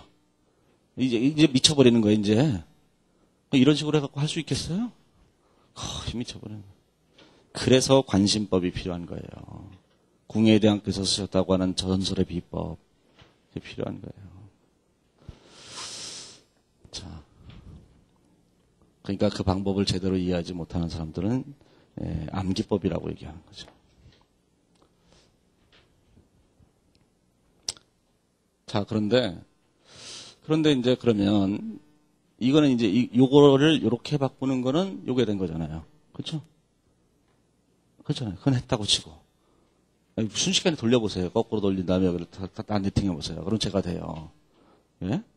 자, 그리고 난 다음에 이놈의 회사가 뭘 했냐면 지분법을 한답시고 또 했잖아요. 2008년도에 뭘 했죠? A사가. 자, 지분법 이걸 취소한답시고 미실현 이걸 취소한답시고 차변의 지분법이 대변의 투자수익에 분개를 했죠. 이렇게 15원을. 그 다음에 올해 와서는 뭘 했겠어요? 자, 올해 와서는 이렇게 했겠죠. 올해 와서는 뭘 했냐면은, 자, 개별 재무제표에서, 이제, 개별 재무제표에서 이렇게 됐겠죠. 감가상각비 25,000원 계산했지만, 자, 처분이익도 4만원을 계산했을 거 아니겠어요? 그렇죠? 처분이익도. 자, 그러면서 이제 올해 와서 뭘 했냐면, 이렇게 얘기한 거예요. 뭘 했냐면은, 자, 회사가 계산한 요 감가상각비가 사실 아니었다. 그 얘기잖아요. 이렇게. 이 감가상각비를 이렇게 2만원으로 이렇게 고치는 거예요. 이렇게. 자, 그리고 난 다음에 그것만 고치는 것이 아니라 이 처분익 40원 있잖아요. 이 처분익 40원은 사실 처분익이 40원이 아니었던 거예요. 처분익은 원래 얼마였어요? 제일 끝에 보면 처분익이 5만 원이었잖아요. 그렇죠? 여기는 4만 원을 5만 원으로 이렇게 고쳐버리는 거예요. 자, 그러면 고쳐버리기 위해서 자, 이걸 다 계산을 해보면 얼마가 되는 거죠? 얘가 15원이 되죠. 네? 15원이 되죠. 15원. 그 얘기는 뭐냐면은 자, 얘가 이렇게 네팅이 돼서 이게 사라져버리잖아요. 얘가 이렇게. 그렇죠? 그러면 전년도에 미실현됐던 금액이 15원만큼 더 늘어나야 된다. 그 얘기예요. 여기는 처분익보다 얼마 늘어났어요? 여기 10원이 늘어났죠. 얘가. 여기는 얘보다 얼마 줄어들었어요? 5원이 줄어들었죠. 그래서 거꾸로 됐나? 아무튼 간에 줄어들었죠. 그래서 15원이 된 거예요. 그러면 전년도에 미실현됐다고 주장하는 15원이 올해 와서 다 실현됐다. 그 얘기예요. 처분하면 어차피 다 실현되게 돼 있잖아요. 감가상각을 통해서 실현되든 처분을 통해서 실현되든 그런 건 중요하지 않죠. 실현됐다는 사실에는 바뀌는 게 없으니까 다음 연도가 되면은 얘가 이렇게 되는 거죠. 차변과 대변에 투자주식 15원, 다 여기다 처분익 15원 이렇게 된 거예요. 지분법이익 15원 이렇게 된 거예요. 근데 이거는 전년도에 이미 반영했으니까 얘가 이익잉여금이 됐겠죠. 얘가 이렇게. 그렇죠? 자, 그러면 요 분개를 역분개를 해야 되잖아요. 이렇게. 거꾸로. 개별 재무제표에서 한 회계 처리는 다 취소해야 된다. 그 얘기예요. 다 취소하게 되니까 쟤를 이제 거꾸로 분개하게 되면 이렇게 분개가 되죠. 차변의 투자 주식이 얼마냐면 15,000원. 자, 대변의 이익잉여금이 얼마 되냐면 이익잉여금이 15,000원 이렇게 되는 거예요. 그 다음에 그 밑에 있는 지분법익이 있는데, 자, 차변의 지분법익이 15,000원. 그 다음에 대변의 투자 주식 15,000원 이렇게 되는 거죠. 이렇게 되는 거예요. 자, 그런데 이 분개는 준비 단계에서 이미 분개했다. 그 얘기야. 근데 이 분개는 준비 단계에서 안 했으니까 여기서 얘하고 같이 분개하는 거예요. 이렇게 같이 분개하는 거예요. 이렇게 같이 분개를 하게 되면 자, 얘하고 얘가 네팅을 하게 되는 거니까 차변의 투자수익 15,000원, 대변의 처분익 만원, 감가상각비 5,000원 이렇게 분개가 돼요. 그러면 여기다가 2009년 말에 처분했다면 2009년 말 처분 이렇게 돼 있다면 처분 이렇게 돼 있다면 이렇게 됐겠죠. 자, 투자수익 얼마냐면 15,000원. 자, 대변의 감가상각비 5,000원. 대변의 누객이 아니죠. 처분익 10,000원. 이렇게 돼버리는 거예요. 이렇게 돼버리겠죠. 예? 그쵸? 자, 그것이 이제 그것이 이제 274페이지에 나오는 그림 4-36의 그 회계처리인 거예요. 이게. 그러면 얘가 상향 판매가 되게 되면 어떻게 될 건가? 상향 판매가 되면 저 투자 주식을 또 쪼개면 되죠. 투자 주식과 소수 지분으로 쪼개기만 하면 돼요. 자, 그래서 277페이지에 가보시면 그림 4-38에 보시면 내부 거래가 발생한 이후 년도에 회계년도에 처분을 통한 내부 미실현 손익의 실현이 있는데 거기 있는 것처럼 그렇게 된다는 거예요. 언제 처분한 거예요? 기말에 처분한 거예요. 자, 그럼 기초에 처분했다면 얘기가 또 달라지는 거예요. 자, 그러면 이제 거기서 그 얘기는 뭐 안 써놨는데 대부분 문제에서 이제 기초에 처분했다고 얘기는 안 하고 기말에 처분했다고 하기 때문에 잠깐 참고 삼아서 기초에 처분하는 걸 생각해 보세요. 기초에 처분했다는 게 뭐야? 감가상각을 안 하고 팔았다는 거거든요. 감가상각을 안 하고 팔았다는 얘기는 이게 이렇게 됐다는 거죠. 이 감가상각비를 올해 이 감가상각비를 계산하지 않고 그리고 팔아버렸다는 거예요. 감가상각을 계산하지 않고 팔았다면 누계액이 얼마 되겠어요? 누계액이 25,000원밖에 안 되는 거죠. 이렇게.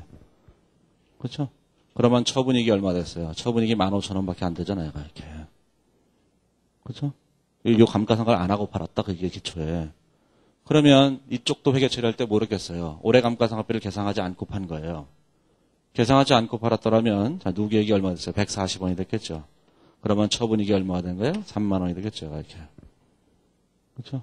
자, 그러면 여기 와서 예를 써보면 어떻게 됐겠어요? 자, 이렇게 됐겠죠. 자, 전년도 이익이험이야 당연히 똑같이 계산돼 있었을 테고 전년도 거니까 올해 와서는 팔긴 팔았어요. 그러니까 기계장치도 없고 누계액도 없잖아요. 그럼 감가상각비 있느냐? 감가상각비도 없죠. 감가상각 안 하고 팔았으니까.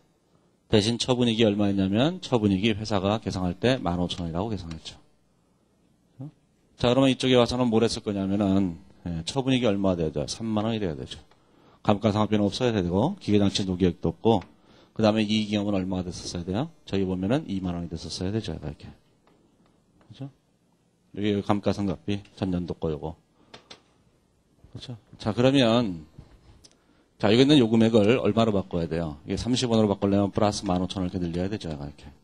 여기 있는 금액을 2만 원으로 바꾸려면 5,000원 이렇게 줄여들어야 되죠. 그렇죠? 그러면 여기다 분계를 해보면 이렇게 분계가 되는 거예요. 자, 어떤 분계가 되냐면 이렇게 분계가 되는 거야. 차변과 대변에. 자, 처분익이 15,000원에서 3만 원이 돼야 돼요. 그러면 처분익이 얼마가 되죠? 처분익이 15,000원이 되죠. 그 다음에 이걸 보시면 뭐가 되냐면은 이익이험이 25,000원에서 2만 원으로 바뀌어야 되잖아요. 이게 뭐야 이게? 15,000원이 돼야 되는데 15,000원? 뭐야? 15,000원? 요게 하려면 15,000원이 줄어야 되죠. 이익이익은 15,000원 이게 줄어야 되는 거잖아요. 그렇죠? 이게 이해하시겠죠? 이게 마이너스 5,000원이 마이너스 2만 원이 돼야 되는 거니까 마이너스 15,000원이 돼야 되잖아요. 자, 그러면 이 자식들이 또 이거 해놨잖아요. 그렇죠? 연결제거 분계할 때는 기초에 팔았다 하더라도 다 실현됐잖아요. 아까 기말에 팔았을 때는 감가상각으로 5,000원이 실현되고 처분으로 10,000원이 실현되는데 이번엔 기초에 팔았기 때문에 전부 다 처분으로 15,000원이 다 실현된 거예요. 어차피 분계는 똑같아요. 그럼 이 분계를 거꾸로 분계를 해야 되잖아요. 거꾸로 분계를 해야 되는 거니까 이렇게 되죠. 차변의 투자 주식, 대변의 이익이험 이렇게 분계가 되죠. 15,000원씩. 15,000원, 15,000원 이렇게 된 거죠. 자, 이 분계는 거꾸로 분계한 건 준비 단계에서 했을 테고. 자, 그러면 요거를 레팅하면 분계가 차변의 투자식, 대변의 처분익 이렇게 분계가 되는 거예요. 요건 기초에 팔았을 때. 그래서 2009년 말에 2009년 초에 팔았다면은 2009년 초에 팔았다 그러면 차변의 투자주식 15,000원, 15,000원, 대변에 뭐가 돼요? 처분익 15,000원 이렇게 분계가 되는 거예요. 이렇게? 자, 이제 거기 이제 278페이지에 오면은 자 3번에 가보시면은 각 회계연도에 당기 손익에 미치는 영향을 이제 계산을 하셔야 돼요. 그래야지만 자, 그런데 개별 재무제표에서 뭘 계산했냐면은 A사가 팔았다고 해서 여기다 처분익을 아까 20원이라고 계산하고 있었죠. 이렇게. 그렇죠? 그 다음에 B사가 감가상각비로 25,000원을 계산하고 있었잖아요. 그렇죠? 감가상각비로 얘가 25,000원을 계산하고 있었죠. 이렇게. 자, 2009년도에 가서 얘를 안 팔았다면 여기다 25,000원을 이렇게 계산했겠죠. 처분익은 없었을 테지만. 아까 여기 썼던 금액들을 쓰는 거예요. 여기다 손익계산서에다가. 이게 전년도하고 단기하고 두 개를. 그러면 지분법익을 A사는 이걸 지분법익 할 때 반영한다고 지분법익에다 반영했을 거 아니겠어요. 여기 20원 중에서 5원이 실현되고 나머지 15원이 미실현됐다고 해서 아까 15원을 지분법익을 이렇게 취소를 했잖아요. 여기 계산했잖아요. 그렇죠? 이게 지분법익이니까. 자, 그러면 이렇게 돼 있는 상태였다. 그런 얘기예요. 그 다음에 다음 연도에는 뭐랬냐면 이 중에서 5,000원이 실현됐다고 다음에 차변에 투자식, 대변에 지분법 이렇게 했죠. 안 팔았다면 이렇게 했었잖아요, 아까. 그렇죠? 안 팔았다고 한다면 실현된 거는 5,000원밖에 안 되잖아요. 감가상각비의 차이. 그래서 이게 얼마가 됐냐면은 다음 연도에는 실현됐다고 5,000원의 지분법을 계산한 거예요. 자, 그러면 자 보고한 당기순이익가 5,000원이죠. 이제 보고한 당기순이익이 마이너스 25,000원이죠. 여기다가 보고된 당기순이익이 5,000원이고 보고된 당기순이익이 마이너스 25,000원이에요. 이렇게. 자, 그러면 요 두 개를 2008년도에 요 두 개를 더해 보세요. 그럼 얼마가 돼요? 마이너스 2만 원이 되죠. 여기도 그 두 개를 더해 보시면 이것도 마이너스 2만 원이 돼요. 그게 뭐예요? 감가상각비예요. 그렇죠? 감가상각비를 원래 2만 원 계산했었어야 되잖아요. 20원을. 그 금액이 정확하게 손익에 미치는 양이 되는 거예요. 지분법 이익을 반영하게 되면. 그러니까 지분법으로 평가를 하게 되면 연결한 결과가 똑같아지는 거예요, 결론적으로. 예? 지분법을 안 했다 그러면 금액이 차이가 나는 거잖아요, 얘가. 그러면 이 상태에서 우리는 뭘 했냐면 2008년도에 이렇게 되는 거잖아요. 2008년도에 뭐냐면 내부 미시현 손익을 제거해야 되죠. 제일 먼저 뭘 해야 돼요? 일단 지분법 이익을 취소해야 되는 거예요. 자, 지분법 이익을 취소를 하죠. 얘가 15,000원. 얘를 일단 취소하는 거예요. 그 다음에 미시현 이익을 제거해야 되잖아요. 누가 팔았냐면은 지배회사가 판 거예요. 그럼 미시현 이익이 제거한 게 미시현 이익이 지금 15,000원이잖아요. 이렇게. 그 15,000원이라고 하는 미시현 이익을 이렇게 미시현 됐다고 봐야 되죠. 이게 여기 플러스 지분법 이익을 취소는 플러스죠. 자, 지분법 이익의 취소 얘가랑 똑같은 거니까. 그 다음에 미시현 이익이라고 있는데 자, 기계장치에 대한 미시현 이익 15,000원을 이렇게 취소를 해야 되는 거예요. 이렇게. 자, 그러면 기계장치에 대한 처분이익 15,000원을 취소를 했죠. 거기서는 어떻게 썼어요? 내부 미시현 손익의 제거 2만 원, 실현 5,000원 이렇게 나눠서 썼어요. 나눠 쓴 건 어떻게 쓴 거예요? 이렇게 쓴 거예요. 여기는 처분이익 2만 원이라는 것이 미시현 됐으니까 미시현 된 거 빼고. 그 다음에 감가상각비를 원래 2만 5천원이라고 계산을 했는데 원래는 2만 원을 계산했었어야 되는 거니까 5,000원이 실현됐잖아요. 감가상각비를 취소할 거니까 지금. 취소할 거니까 요 2만 5천원짜리 이익을 취소할 거니까 5,000원이 실현됐죠. 이렇게. 자, 그러면 요걸 합친 금액이 미실현이익이 된 거예요. 15,000원이. 여기는 그냥 쪼개놨는데 실제로 할 때는 쪼개진 않아요. 한꺼번에 계산하니까. 그러면 이게 얼마 되냐면 이거 5,000원이 됐죠. 예? 그러면 이쪽이 얼마 돼요? 이쪽은 그대로 25,000원이 되는 거죠. 그렇죠? 자, 그러면 이제 여기 있는 요 금액을 계산해 보면 요만큼이 뭐가 되는 거예요? 독립이익이다. 이렇게 계산되는 거예요. 독립을 계산하는 산식인 거예요. 그러면 이쪽도 똑같은 얘기를 할 수 있겠죠. 똑같은 얘기로 다음 연도에 5,000원이 또 실현되잖아요. 이렇게 5,000원이. 그 다음에 여기 지분법이 5,000원을 이렇게 취소를 하죠. 이렇게. 그러면 여기도 또 1,000원이 되는 거고 여기가 얼마 돼요? 25,000원이 되는 거죠. 사실은 요 라인에 있는 거하고 보고된 당기순이 라인에 있는 거하고 제일 마지막에 독립이익이 있는 라인하고 금액은 항상 같아요. 예?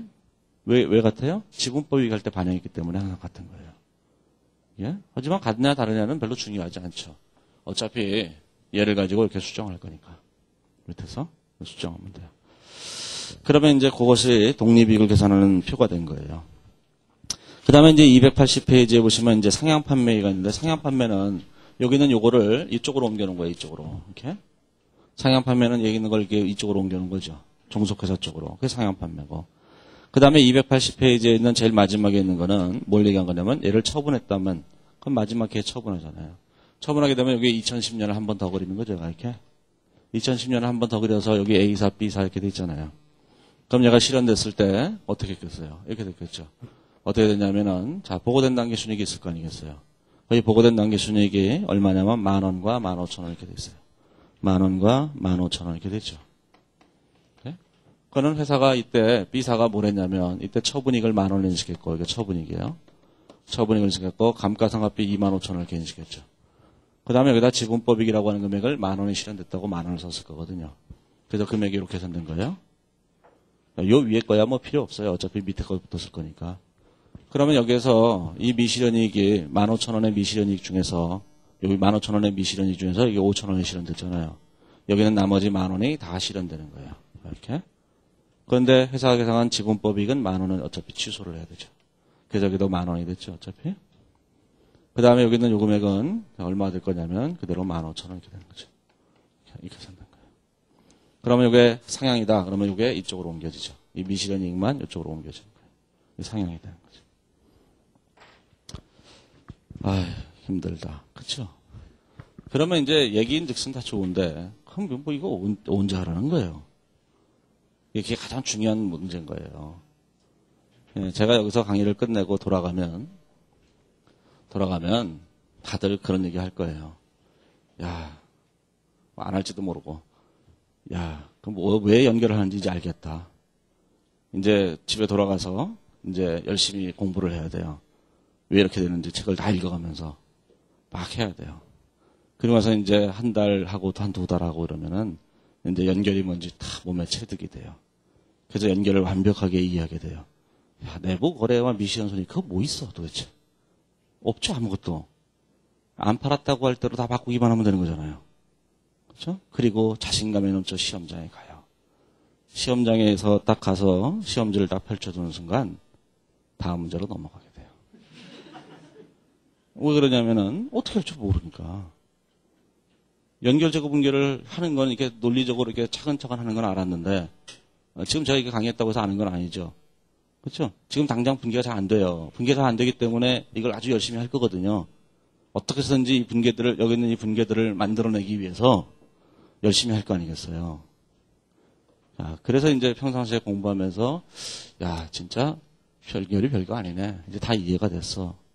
이러고 시험장에 가게 된다. 그 얘기예요. 그리고는 문제를 못 풀게 된다. 그 얘기예요. 왜냐하면은 시험에서는 실제로 얘네들을 이렇게 차근차근 그릴 시간을 주지 않거든요. 이런 것들을 사실 그렇잖아요. 여기는 이것들을 생각해가면서 가만히 있어봐. 처분 이건 판 적이 없으니까 취소를 해야 되고 감가상각비도 아닌데 내가 안 팔았다고 할 때 감가상각비 계산하고 이걸 차근차근 계산하면 연결제공개를 할 수 있어요. 반드시 할 수 있다고요. 중요한 문제는 시험장에서는 이걸 2분에 풀어야 된다는 거잖아요. 이것만 있는 게 아니죠. 내용이 많이 있으니까 그걸 2분에 풀어야 되는 거예요. 문제를 물어보는 것마다 하나씩. 그래서 예를 들자면 문제가 이제 이렇게 나온다고요. 이게 어디 있는 거냐면은 이것도 좀 이게 많이 요약해 놓은 건데 거기 보시면 이 331페이지처럼 그렇게 낸다니까요. 2번 지배권 획득일 이후에 연결해갖고 1번, 2번, 3번, 4번, 5번, 6번 자료가 주고 그 다음 페이지에 대체표 손익계산서를 줘요. 그 다음에 요구사항이 있잖아요. 이건 요즘 문제 추세로 보기에도 굉장히 짧게 돼 있는 건데 이거보다 훨씬 더 복잡해요. 요즘 문제는. 근데 이렇게 돼 있으면서 한 두 페이지 좀 넘게 돼 있잖아요. 한 두 페이지 밑에 330도 빈칸도 있으니까 그리고 나서 이걸 몇 점 주냐면 한 10여 점 준다 그 얘기예요. 그럼 이걸 몇 분에 풀어야 되냐? 15분에 풀어야 되는 거죠. 그래야 다른 문제도 풀 거 아니겠어요. 그럼 15분에 어떻게 풀어요? 이렇게 계산해서? 이렇게 계산해서 야 팔았냐 안 팔았냐 이러면서 그래서 휴머니즘이 중요한 거라니까요. 원래 얘기 안 해주려고 했는데 얘기 안 하면 진짜 열심히 할 거예요, 공부를. 근데 이 얘기를 하는 순간, 여태까지 지금 몇 시간, 한 1시간 15분 동안 들은 얘기는 신경질이 확 날 거예요. 저거 왜 얘기했어요, 여태까지. 자, 이제 이렇게 되는 거죠.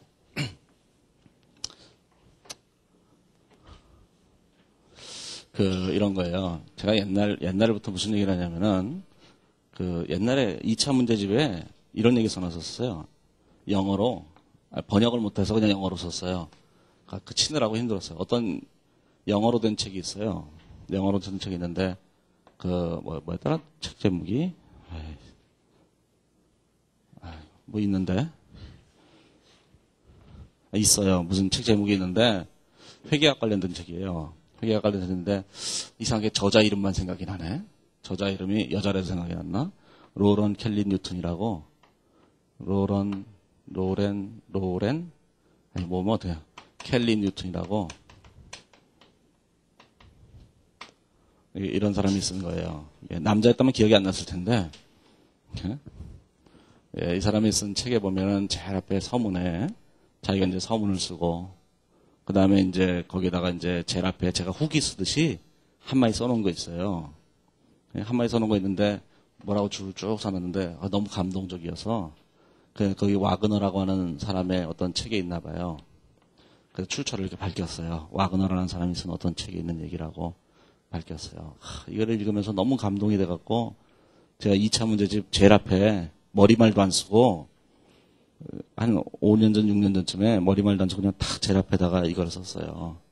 번역을 못 해갖고 한국말로 쓸 수가 없어서 영어로 썼어요. 그 제목이 뭐였냐면 제가 옛날에 강의한 적도 있는, 강의할 때마다 얘기한 적이 있는데 하다가 안 하다는데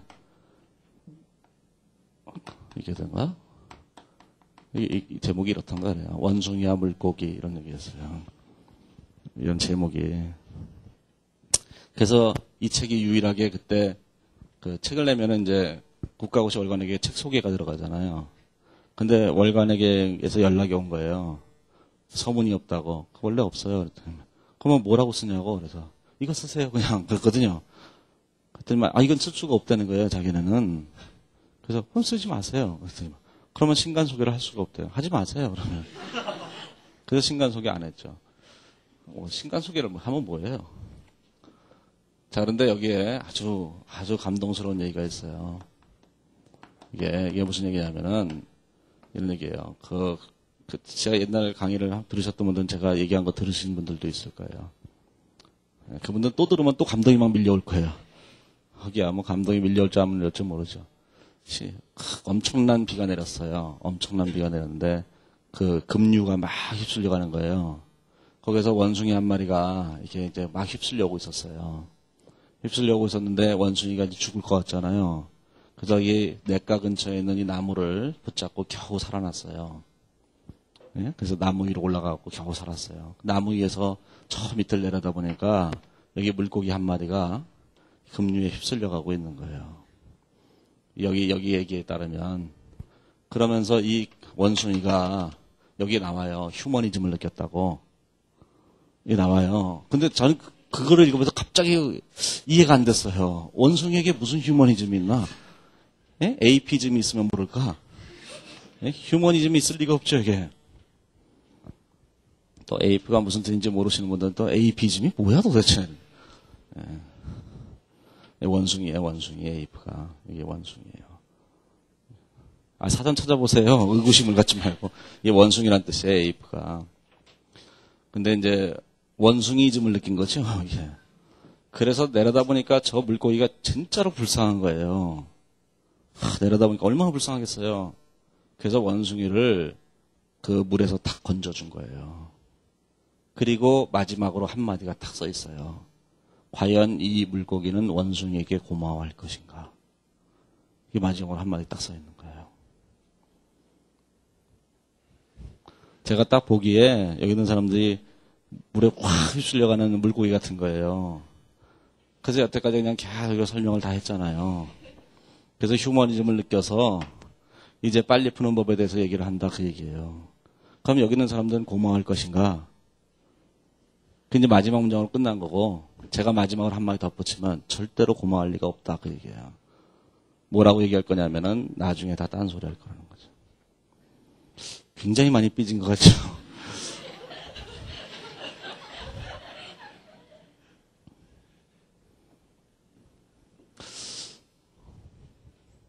저는 한 번도 강의를 하면서 외우라고 얘기했던 적은 한 번도 없는데 사람들은 다 외우라고 그러는 줄 알아요. 자, 이제 그래서 얘기 안 하기로 결심을 했다가 그래도 뭐 합격을 해야 되니까 그래서 휴머니즘을 느껴서 모르죠. 에이피즘인지도. 자, 이제 이런 생각을 해보는 거예요. 무슨 생각을 해보냐면 이게 이제 관심법이라는 건데 이제 제가 얘기하는 관심법이라는 건데 이거는 이제 산 너머를 갔다 온 사람들만 알아듣는 얘기가 돼요. 그러니까 산 너머를 갔다 오지를 못했으니까 무슨 얘기인지 잘 모르고 다 외우라 그랬다고 생각하는 것일 뿐이에요. 자, 그런데 제가 문제를 푸는 방법론이 이 바닥에서 제일 빠르지 않나요? 그렇게 소문나 있지 않나요? 왜 제일 빠르겠어요? 저는 산 넘어 갔다 왔기 때문이죠. 다른 사람들 왜 그렇게 느려요? 아직도 숲에서 나무 베고 있는 거예요. 이게 숲에서 나무 베고 있는 게 분기하는 거거든요. 처음부터 그게 다 분기해가면서. 숲에서 나무 베고 있는 거죠. 우리는 지금 산 넘어 갔다 와서 있는데 자, 이런 생각을 해보세요. 우리는 기계장치와 관련된 개정 과목이 딱 4개밖에 없어요. 그건 이해하시죠? 아니, 기계장치와 관련된 기계장치와, 그 다음에 뭐가 있어요? 감가상각 노계획과, 그 다음에 처분익과, 감가상각비와 처분익이라고 하는 딱 4가지 개정밖에는 없다. 그 얘기야. 4개밖에. 예? 우리는 문제를 딱 보자마자 연결 재검계를 해야 돼요. 그러면 예를 들어서 거기 있는 323페이지에 보시면 예를 들어서 323페이지 오면 그 4번 문제, 그 객관식 문제 있잖아요. 객관식 문제 그 4번 문제가 있죠. 거기에 대한 연결 재검계는 이제 325페이지에 다 해놨으니까 이거를 딱 보자마자 323페이지 오면 그 분계가 이렇게 돼 있잖아요. 323페이지 오면 그 분계가 이렇게 돼 있죠. 그 박스 안에 분계가 어떻게 돼 있냐면 이렇게 돼 있잖아요. 그 박스 안에 분계가 어떻게 되냐면 차변에 현금 63,000원, 대변에 기계장치 75,000원, 그 다음에 감가상각 노계획 3만원, 그 다음에 기계장치 처분이익이 18,000원, 이렇게 팔아서 이렇게 회계 처리를 했다, 이렇게 주장하는 거잖아요. 그렇죠?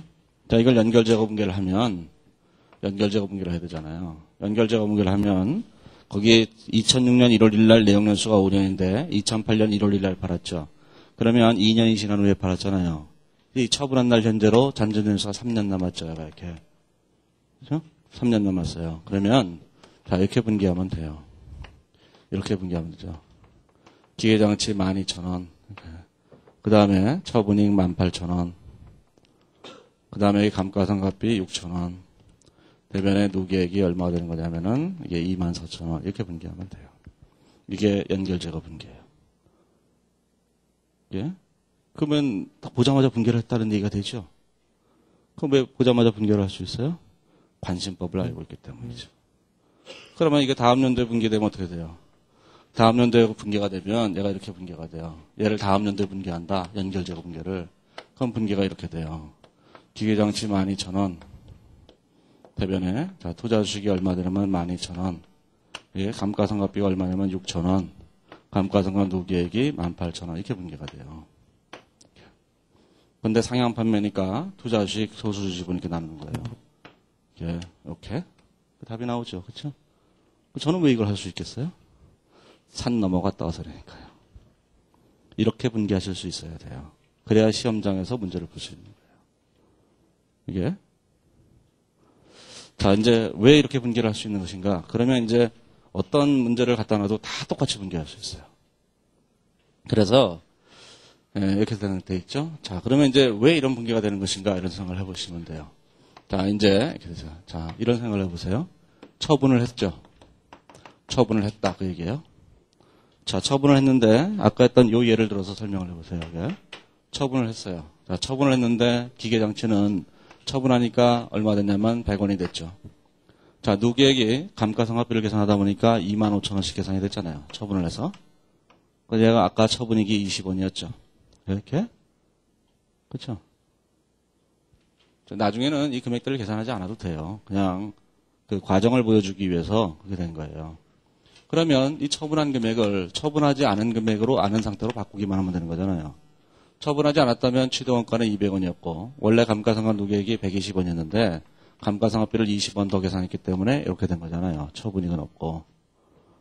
그렇죠? 그러면 우리의 목표는 처분한 상태의 요 금액을 처분하지 않은 상태로 이렇게 바꾸기만 하면 되는 거예요. 그럼 얘를 어떻게 바꿀 것인가? 차이만을 분계하면 되죠. 예? 그런데 이제 여기는 요 금액을 계산할 수 없겠어. 이 금액을 빨리빨리 계산할 수 없어서 저 과정을 막 거치면서 설명을 한 거예요. 예? 그냥 우정어린 충고는 지금까지 1시간 넘게 강의했던 내용을 공부하시길 바라요. 공부하진 않겠지만. 미쳤어요. 분계되는데 그걸 공부하고 이렇게. 솔직한 얘기로 제가 강의 듣는 입장이라도 분계 안 할 거예요. 공부 안 할 거예요. 왜 그래요? 분계가 되는데 미쳤어요. 공부하고 이렇게 바빠 죽겠는데. 그죠? 감사도 있고 할 게 많아 죽겠는데. 그죠? 그러면 이런 생각을 하겠죠. 그러면 아까부터 이 얘기하지. 그럼 왜 저 얘기 뭐 하랬냐고. 저 얘기 안 하고 이 얘기를 하면 진짜 외우라 그랬다 그래요. 하지만 저 얘기를 하고 해도 외우라 그랬다 그래요. 똑같은 거예요. 자, 이게 생각되세요? 자, 기계장치는 항상 뭐가 되냐면은 최초의 취득원가로 되돌아가야 돼요. 예? 자, 그러면 기계장치에 대한 생각을 해보세요. 자, 이 기계장치에 대한 생각을 해보면 기계장치는 지금 현재 뭘로 되어 있어요? 처분가액으로 되어 있는 거예요. 지금 처분가액으로 되어 있죠, 기계장치가. 이 금액은 항상 뭘로 되돌아가려면 최초의 취득원가로 되돌아가야 된다. 판 적이 없으니까. 그러니까 최초의 취득원가로 되돌아가야만 돼요. 그러면 최초의 취득원가에다 처분가액을 뺀 금액만큼 기계장치를 쓰면 돼요. 그래서 여기서 분계를 순식간에 한 거예요. 처분가액 63,000원, 원래 취득원가 75,000원. 이 금액을 이렇게 바꿔야 돼요. 그래서 12,000원이 늘어난 거예요. 자, 그러면 기계장치가 안 늘어갈 수 있느냐? 줄 수도 있느냐? 없어요. 기계장치가 준다는 얘기는 무슨 뜻이에요? 그 얘기는 처분가액이 더 컸다 이런 얘기죠. 자, 그건 골동품이라고 하는 거예요. 그런 건 감가상각 대상 자산이 아니기 때문에 그런 일은 절대로 없죠. 항상 최초의 취득원가가 처분가액보다 커요. 예. 자, 그래서 이게 얼마 된가요? 100원 이렇게 되는 거예요. 기계장치가. 그렇죠? 그건 이해하시겠죠? 자, 두 번째 생각. 자, 처분익은 항상 0이 돼야 돼요. 판 적이 없기 때문에. 그래서 여기 있는 처분익을 무조건 0으로 만든 거예요. 반대편에다가. 그렇죠? 처분익은 18,000원 이렇게 된 거예요. 18,000원이 아니시죠? 이게 20원 이렇게 된 거지. 처분익 20원을 0으로 만든 거예요. 자, 이제 뭘 해야 되냐면 감가상각비를 생각해 보세요. 감가상각비는 팔았다고 할 때 감가상각비와 안 팔았다고 할 때 감가상각비의 차이를 계산하는 거예요. 그러면 팔았다고 할 때와 안 팔았다고 할 때 감가상각비 차이를 계산해 보면 이렇게 되죠. 자, 여기다가 이제 계산을 해 보시면 이렇게 되는 거예요. 자, 처분하였다고 할 때 감가상각비를 생각해 보면 이 1,000원을 기준으로 해서 감가상각을 해야 되니까 4년간 하니까 250원이 되죠. 자, 안 팔았다고 할 때 감가상각비는 1,000원이 아니죠. 100원이죠. 100원. 100원. 예, 25원 이렇게 되죠. 안 팔았다고 할 때의 금액은 얼마 되냐면 얘가 80원인데 예? 장부가액이 얘를 4년 동안 상각하는 거니까 얼마 되냐면 20원이 되는 거잖아요. 그러면 처분했다고 할 때 감가상각비를 처분하지 않았다고 할 때 감가상각비 수정을 해야 되잖아요. 그래서 5원이 되는 거죠. 5원의 감가상각비가 줄어들어야 되는 거예요. 그래서 감가상각비가 이렇게 5원이 줄어들어야 돼요. 그렇죠? 자, 그래서 항상 이 감가상각비는 팔았다고 할 때와 안 팔았다고 할 때 감가상각비의 차이로 계산하면 돼요. 자, 그러면 이렇게 계산하는 것도 귀찮죠. 제가 귀찮은 거 되게 싫어하는 사람이거든요. 저도 옛날에 공부하면서 보면은 책 쓴 사람이 답안에 서는 것만 좀 답답해요. 그래서 제가 모든 방법을 다 수정해서 하거든요. 아니 그냥 계산이 되는 걸 그걸 뭐 빙빙빙빙빙 돌아가서 해요. 자, 그래서 이런 생각을 해보세요. 자, 생각을 바꾸면 세상이 달라 보인다니까요. 이게 제 방법론의 대부분은 다 어디에 있어요? 사물의 반대편에 있다고요. 자, 우리는 그림을 그려서 보여주면 이렇게 되죠. 원래 장부가액이 80원이었었어요. 자, 새로운 자산에 처분했을 때 장부가액은 100원이었다. 그런 얘기예요. 자, 그래서 이것의 감가상각비 20원과 이것의 감가상각비 25원과의 차이를 계산하는 거예요. 예? 4년 동안 상각해서. 그러면 이 25원의 감가상각비를 이렇게 20원에 대한 감가상각비를 이렇게 수정을 해야 되는 거잖아요. 이렇게. 그렇죠? 그래서 감가상각비의 차이를 계산하면 되는 거예요. 자, 그런데 이렇게 계산하려니까 이 감가상각비, 이 감가상각비를 각각 계산해야 되잖아요. 자, 우리는 이런 생각을 하면 되는 거죠. 감가상각비를 계산하고 차이를 계산하지 말고 먼저 두 금액을 뺀 다음에 걔를 감가상각해 보세요. 논리는 똑같은 거잖아요. 아니, 그러니까 이렇게 자, 100원을 나누기 25를 해서 4를 해서 25로 계산하고 80원을 4로 나눠서 20을 계산해서 자, 이 차이 5원을 계산한 거잖아요. 이렇게 계산하지 말고 이렇게 계산해 보시라니까요. 자, 100원과 80원의 차이를 계산해서 얘를 생각해 보세요. 그래도 5원이 되는 거잖아요. 그 얘기는 무슨 뜻이에요? 이 두 금액의 차이는 요 금액이죠. 요 금액을 감가상각하면 되는 것이다. 그 얘기예요. 그러면 요 금액은 뭐예요? 이 금액은 처분이익이에요. 요 처분이익을 감가상각하는 거예요. 반대편에다가. 잔존능력식을 쳐서. 실무에도 이렇게 하시면 안 돼요. 우리 시험에서만 이렇게 하는 거예요. 그럼 실무에서는 다 이렇게 나눠야 돼요. 따로따로. 왜 실무에서는 이렇게 따로따로 나눠요? 그럼 실무가 미쳐서 그렇죠. 실무는 A라는 회사가 B라는 회사한테 기계장치를 팔았을 때 이때 잔존연수가 4년이면 이 회사의 내용연수는 지멋대로 가죠. 그렇잖아요. 이 회사는 중고자산의 내용연수를 계산한답시고 세법에 따라서 미친 듯이 해버리잖아요. 이게. 그렇게 내용연수가 바뀌면 뭐 맨날 팔면 뭐 영구 있을 수 있죠. 이게. 그렇죠. 그렇잖아요. 이게. 이런 그 실무에서는 대부분 세법에 따르기 때문에 세법에 따르는 게 다 사기거든요. 이게. 하지만 그들이 사기처럼 하면 우리도 거기에 맞춰줘야 되잖아요. 그래서 어쩔 수 없이 이 사건과 이것의 차이로 계산해야 되는 거예요. 실무에서는. 내용 연수가 다르기 때문에. 하지만 우리는 내용 연수가 달라지는 경우는 절대로 없거든요. 그렇죠? 그래서 이 차이를 감가상각하면 되는 거예요. 그래서 차이를 감가상각하는 거니까 이 처분익이 감가상각이 되는 거예요. 반대편에. 그래서 이렇게 한 거예요. 18,000원을 반대편에 감가상각한다고 이렇게. 나누기 3. 이렇게. 자, 이제 뭐가 남았어요? 누계액이 남았죠. 자, 누계액이 남은 거예요. 그럼 누계액은 어떻게 계산해요? 이건 그분이 계산해 주죠. 그분이 계산. 아니, 회계학 처음 시작할 때 얘기했잖아요. 그분이 계셨잖아요. 예? 대차평균의 원리. 그분이 계산해 주죠. 115. 예? 이거를 검증하겠다고 계산하는 인간들은 다 미친 인간들이에요. 예. 교회 가서 하나님을 믿을 때 하나님을 믿으면 되지 하나님을 왜 검증을 해요? 그쵸? 하나님이 있냐 없냐 그런 걸 왜 검증해요? 그 믿으러 가놓고 회개를 시작하면서 대차평균의 원리를 믿기로 약속했잖아요. 제일 처음에. 근데 여기 와서는 갑자기 한다는 소리가 자 진짜 맞는지 확인해보자 이렇게 얘기하면 그러면 진짜 맞는지를 확인해본다고 할 때 이 금액을 맞는지를 확인해보기 위해서 계산을 했어요. 계산을 해서 110원이 나왔어요. 그러면 또 이것도 안 믿어요. 이것도 안 믿어요. 그럴 리가 없어요. 그러니까 하나님이 있는지 없는지 검증해보자고 검증해봤더니 없었어요. 그러면 나중에 그런 거죠. 그럴 리가 없어. 그럼 뭐하러 검증한 거예요 도대체. 그러니까 얘는 항상 그분이 계산해 주시는 거죠. 115라고 이렇게 계산해 주는 거예요. 그렇죠? 하지만 계산할 수는 있어요. 계산할 수 있는데 계산할 이유를 못 느끼는 거죠. 어차피 잔액을 쓰면 되는데 뭐하러 그걸 계산해가면서 그러겠어요. 자, 이제 이런 분개를 하고 나니까 아까 했던 저런 얘기는 다 미친 짓처럼 보이잖아요. 아무거나 딱 보면 분개를 이렇게 할 수 있어요. 이게? 자, 그러면 다음 연도에는 분개를 어떻게 할 것인가 이런 생각을 해보세요. 다음 연도에 분개를 어떻게 할 것인가 이 다음 연도에는. 다음 연도라면 1년이 더 지났잖아요. 1년이 더 지나게 되면 자 감가상각비가 이렇게 바뀌겠죠. 얘가. 대신 이런 금액들은 다 뭘로 바뀌어요? 이익경으로 바뀌잖아요. 그러면 이익경으로 이렇게 바뀌겠죠. 자 얘하고 얘 둘은 이익경으로 바뀌어서 마이너스 5,000원으로 바뀌겠죠. 다음 연도가 되면. 그 다음에 얘가 있고 얘가 있잖아요. 그러면 얘가 감가상각비가 2만 원으로 바뀌겠죠. 이익경이. 자 그런 상태에서 다음 연도가 되면 처분익은 없을 테고 감가상각비는 여전히 25,000원, 2만 원이잖아요.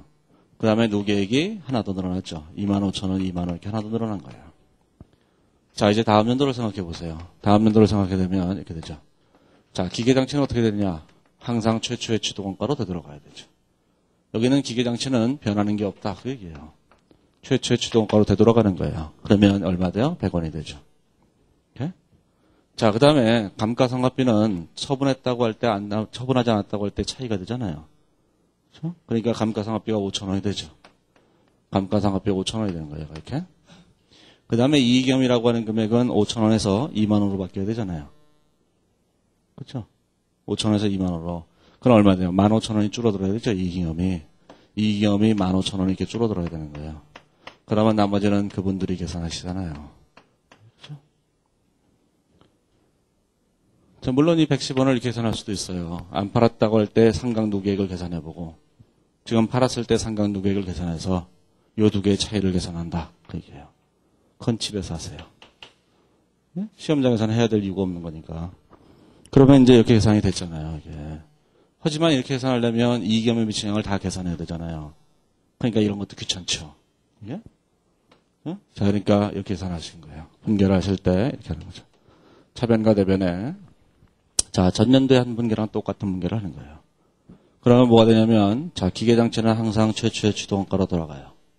자, 처분익은 항상 뭐가 돼요? 0이 돼요.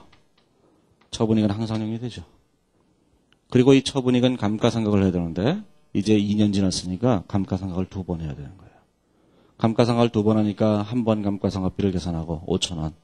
또 한 번에 감가상각비를 계산하죠. 5,000원을. 이렇게 계산하는 거예요. 이렇게. 자, 이제 남는 잔액이 그분이 계산하시는 금액이에요. 누 계획이 얼마냐면 110원 이렇게 되는 거죠. 이게 연결직업 분계예요. 자, 그런데 이 중에서 자, 요 계정이 있잖아요. 요 계정. 자, 요거는 언제 계정이에요? 전년도 계정이에요. 전년도 계정이란 장부가 이미 마감됐다는 얘기예요. 장부가 마감되면 얘가 뭘로 바뀌냐면 이익영으로 바뀌죠. 그죠? 15,000원 이렇게 바뀌는 거예요. 근데 지분법 할 때 반영했다니까 뭐가 되는 거야? 투자 주식이 되는 거죠. 이렇게. 그죠? 이렇게 분계가 되는 거예요. 이 기법을 꼭 아셔야 돼요.